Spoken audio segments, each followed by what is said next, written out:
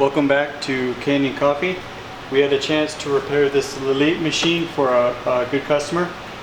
There was a slow flow from the group head, and we changed the pump to make the flow better. And here's an old piece of the valve that connects to the pump, and we replaced it with the brass one. So we're going to pull a shot just to show you how good the flow is now, and to show you how it's fixed. So here we go.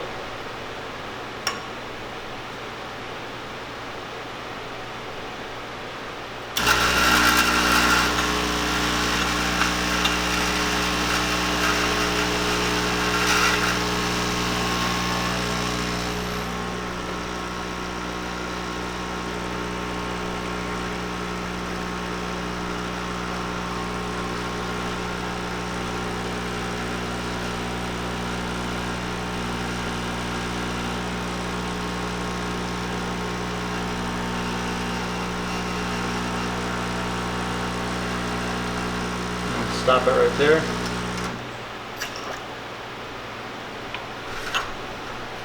So it's got good layers, it's got good crema, and thank you for repairing with Kanen Coffee.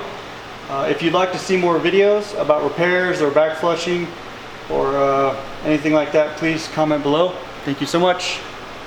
Bye bye.